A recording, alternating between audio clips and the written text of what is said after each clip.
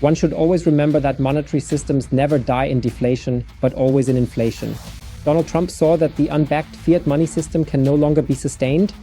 The Chinese are no longer exporting gold either because they know we are now at the end of our monetary system. And as you mentioned earlier, you are in the fortunate position of having a whistleblower at the ECB, about whom we of course won't say anymore.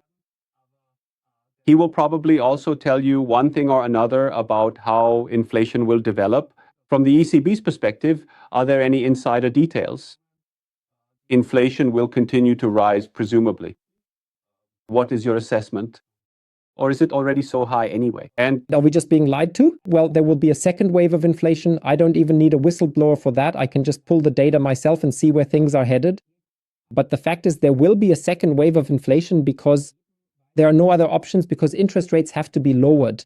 And as soon as they lower the interest rates, liquidity will, of course, flow into the system. The only question is, will they lower the interest rates now or wait until next year when things really hit the fan? In this regard, we will see a second, even a third wave of inflation, which will far exceed the first. That means it will be a bit like the scenario in the 1970s, except back then we had better demographics. It was only the beginning of globalization, not the end. We were in a unipolar world, not a multipolar one. And in that respect, we had, of course, much, much lower mountains of debt. So now the basic conditions are about as bad as they could be. Terrible. And that's why I'm rather pessimistic about where things are headed. That's why the second wave of inflation will come, probably in 2026 or 2027. Then, of course, we'll see asset prices at completely different levels. Yes, and that immediately brings another thought to mind for me, because we also talk a lot about the BRICS countries in our webinars. There are countries that are deliberately considering the possibility of actually establishing a truly gold-backed currency. Regardless of how easy or difficult that might actually be, that's another matter. At least to consider it, to change the currency, to change money so that it has real value. But why aren't we doing that here in the West? Is it because the system is designed in such a way that it reforms itself every 80 years? Well, of course, the ignorance of politicians contributes to that because they simply don't know how the monetary system works. And yes, at the moment, perhaps also the overwhelming power of the banking world, which has no interest in that. And then there are the economists who say a gold-backed system doesn't work. They claim it paved the way for the crisis and the rise of the National Socialists, which is, of course, debatable in my opinion. In this regard, one should always remember monetary systems never die in deflation, but always in inflation. And we had the greatest, most prosperous period in the German-speaking world, among other things, under the gold standard. That should not be forgotten. So back then, we had a government share that was in the single digits, and there was incredible potential for founding new businesses, a startup boom, and surges in growth, like hardly ever before. But, well, I think it probably won't end up being a pure gold standard. Instead, we'll likely see a mix, a basket, maybe even including Bitcoin. And the Americans are leading the way, showing us that we are seeing a new monetary order because Scott Bassett, the current Secretary of the Treasury, as well as probably Donald Trump, have realized that the unbacked fiat money system can no longer be sustained. To regain trust, you have to back it with something again. And that's why he's doing the audit at Fort Knox. That's why he's creating a Bitcoin reserve. And that's why the Chinese, they also no longer export gold, because they know, okay, we are now at the end of our monetary system. And then it's good to have assets that people have known and trusted for thousands of years, almost instinctively, and that have endured for 5,000 years. And that's just simple gold. That will also be silver, in my opinion. And maybe even Bitcoin, commodities, oil, whatever, we'll see. But it will definitely be a rejection from differently limited values. Yes, now another value is added, which was formerly known as concrete gold. We already talked about this briefly earlier. Property. I now have customers every day who have sold their properties. For various reasons, of course, most of the time not the ones they live in themselves, but it always depends.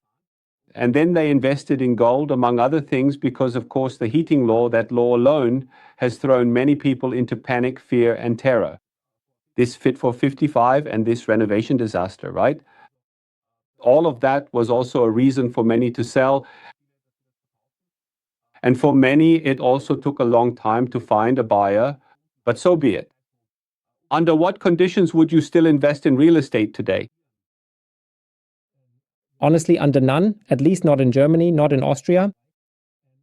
Only if I have enough money and buy a property for myself, then it makes sense. But always with the concern that, well, the property doesn't really belong to you, the state does. You're basically just a leaseholder and the state still gets its share somehow. Acquisition, that is property tax. Plus, they can dictate things like how you heat, or maybe soon we'll even need a renovation plan from the EU, and so on. You can only hope that all of this fails and doesn't go through. But I've also been on the seller's side and wouldn't actively buy anything now either, because it would be a bad investment.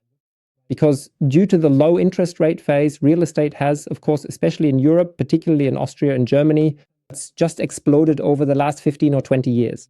I mean, when I look at Salzburg or Innsbruck or Linz or even smaller cities like Klagenfurt and so on, house prices have doubled and tripled. No normal person can afford that anymore. And it's even more extreme, of course, in regions like Vienna or also Stuttgart or Munich. And that's why real estate prices won't rise as sharply as they have recently. In fact, other tangible assets will perform significantly better. That's why I would bet on other horses, not on real estate. Now, we've talked about a lot, really a lot. If we transfer that a bit now to medicine, we've been talking about the symptoms. You get a runny nose, you cough, and it hurts, and this and that. The problems we have, the inflation, all these things, the negative aspects in the economy. But behind all that is deindustrialization. As harsh as the word may sound, it's a fact. Now, the only question is this just happening by chance, or is there something more at play? With deindustrialization, because at the same time, well, you just have to put two and two together, and I am also in favor of peace. And I also support the idea that every country should govern itself and so on, but aren't we being drawn too much into these huge defense budgets where so much money flows into these budgets, but that money doesn't even stay with us because we don't even produce these products ourselves. Instead, we have to buy them from America anyway. And then there isn't enough money left for what would actually be needed to invest in truly future-oriented things, like a new type of battery that's 1,000 times better than all the other batteries. For example, if you were to put a chunk of money into that, just as an example. But no, instead it's a process of deindustrialization. Yes, exactly.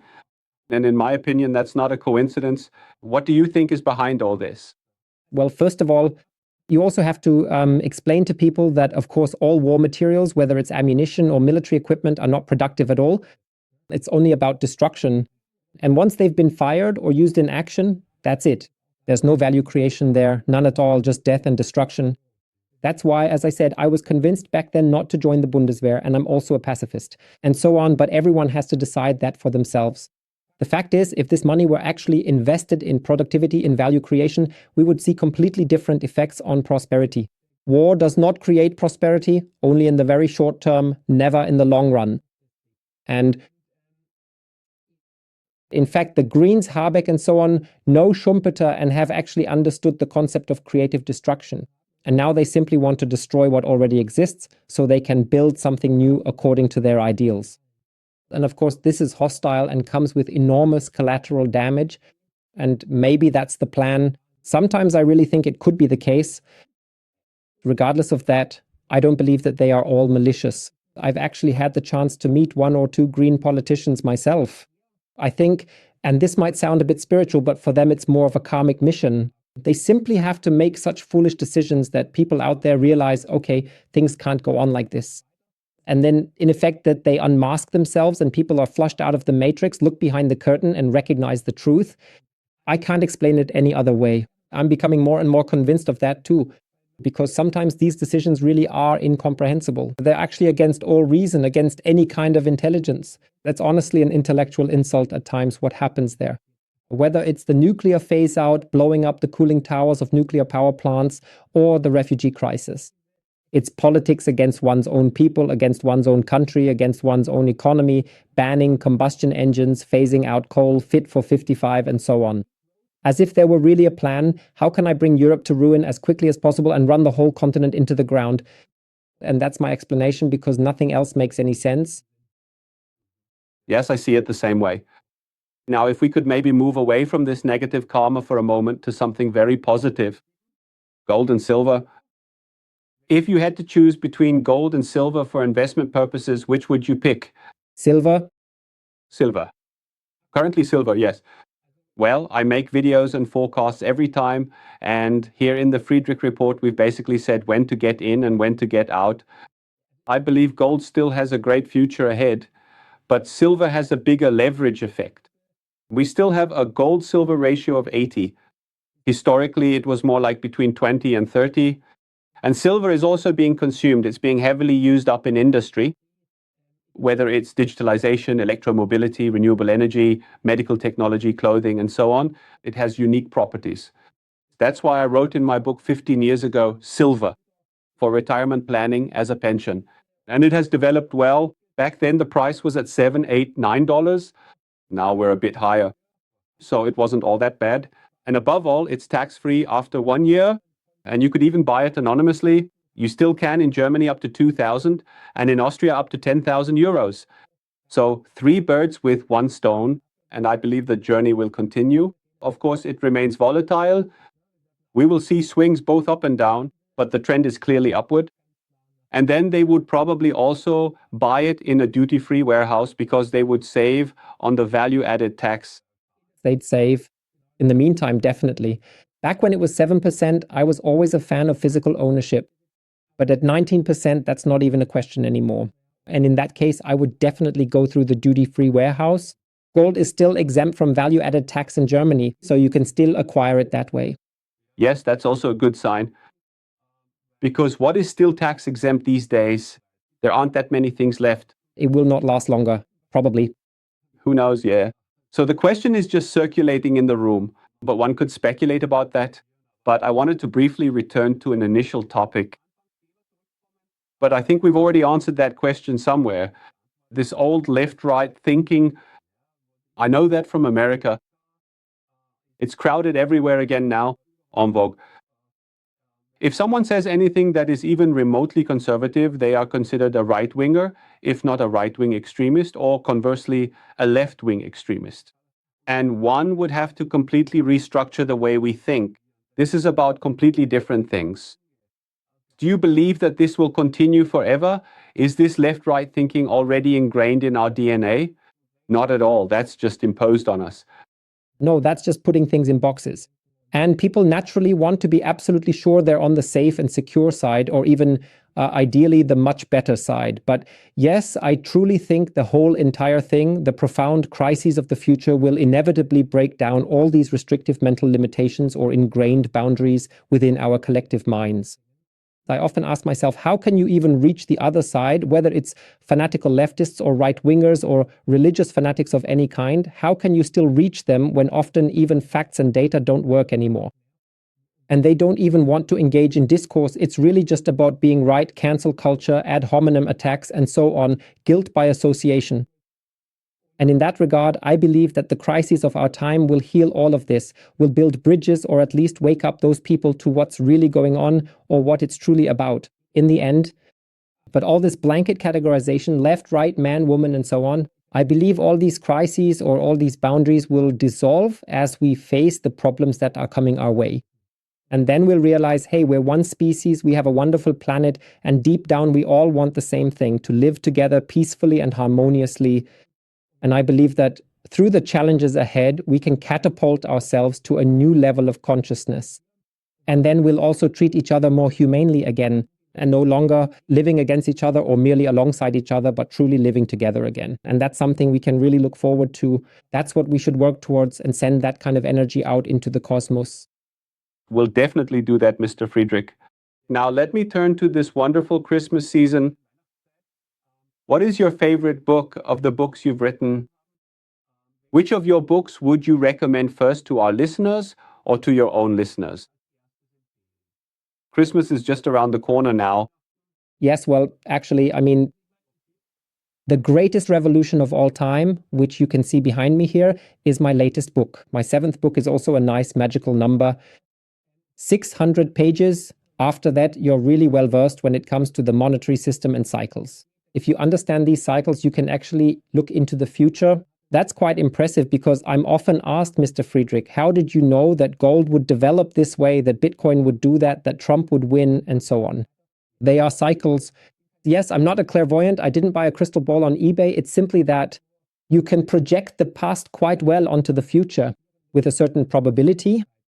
And then, of course, macroeconomic connections, which I try to explain in the book in a way that everyone can understand, whether you're 14 or 74. And then the book before that was called The Greatest Opportunity of All Time, which is also encouraging. So my 6th and 7th books both were Spiegel bestsellers and were also on the bestseller list in Austria. And the current book has now, after over 1.5, almost 2 years, still remained on the bestseller list, now already in its 6th edition. So for anyone who wants to do something good for themselves or give a gift to friends, it's available as an audiobook and, as I said, also as a printed work, definitely worth reading. Really great. And I will also recommend it further and get the audiobooks myself very gladly, because it's just so important to really engage deeply with these topics. Now, just a quick follow-up question. You've already written more than 7 books. In which book did you pour the most emotion? Into which one? Oh God, in every single one.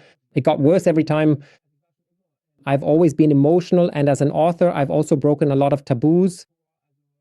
I would actually say here, there's a lot of emotion in the Revolution book, but also, of course, in The Greatest Opportunity of All Time, my second to last book. Because back then, I was simply a bit desperate about the political landscape, and I just didn't see any solution anymore. And so I really let loose, which of course didn't just make me friends, especially not in politics, but that's just how it is. Since then, I haven't been invited anymore to the major media outlets because I also criticized this whole media complex as being one-sided. I actually wrote the book 4 years ago, well, 5 years ago, and it was published 4 years ago. So in a way, I was ahead of my time again and basically predicted the developments we're seeing now with all this fake news and the public broadcasters who are basically disguising themselves. And that's exactly how it turned out. Even with the NGOs, all of that was already old news to me. And yes, but still, I just can't help but say it. It's right on the tip of my tongue, so to speak. And I like to speak plainly. And I'm not obligated to anyone since I'm not a member of anything, of any party. I don't want a political career. I'm financially independent and so on. I'm only accountable to myself and my readers. That's it. All the more important it is, and all the more grateful we should be to you that you spread your messages and these truths, even though, let me put it bluntly, the mainstream media don't like to cover them because it calls too many things into question. Things that represent the system.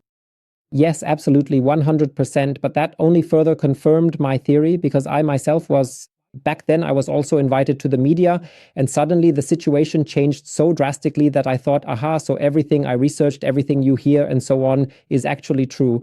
That was really just a confirmation for me. So actually, from their side, it was a strategic mistake to do that. And I've always said, if you think I'm the biggest fool and idiot, then just invite me and confront me with data and facts.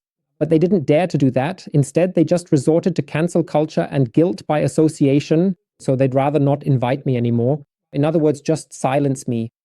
But I know that I'm on the right side of history, whether it's about COVID, the euro, precious metals, Bitcoin, vaccines, etc., and so on. And I'm not going to be swayed from that. And in that regard, if someone has better data and facts, I'm open to anything. But if there are no data and facts, then I trust my own data and facts, do my own research, and I see that many of the predictions have come true. And in that respect, I'm happy. And I won't let anyone take away from me that I stand for peace and humanity. I think every day of war, no matter where it is in the world, is one day too many. And if people then say that suddenly makes me right-wing, then so be it. Then I guess I'm suddenly right-wing. That's fine too. But I just know that on my last day, on my deathbed, I'm only accountable to myself. And then I know that at least I tried to save human lives and to help my fellow human beings as an act of charity, because that's what it ultimately comes down to. And not somehow for career money, because corpses don't have pockets. I can sign off on that 100%. If you could maybe just, if you could truly pass on your single most important and profound message to all the attentive listeners who will hear this entire conversation, especially the eager young people, what would that truly significant and crucial message be? Love. Love, yes. That's it. So that's the solution, the key to many problems. Approach discussions and people with more goodwill and love, say hello, smile at them. Even if you might have a different opinion, love is, I believe, the most powerful weapon humanity has because it is active everywhere in the world, no matter the language. With love, you can win hearts and be authentic. That's the second thing. So be honest, authentic, and natural. As I said, for me, love is the most important thing.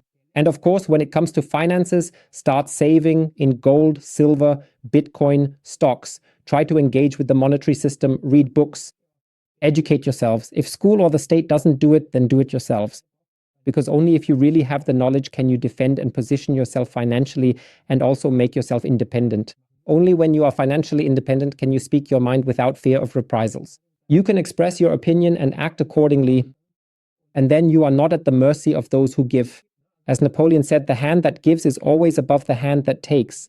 And if you are dependent on the state or on citizens' income or social benefits, then maybe you won't go out on the street and protest against the government.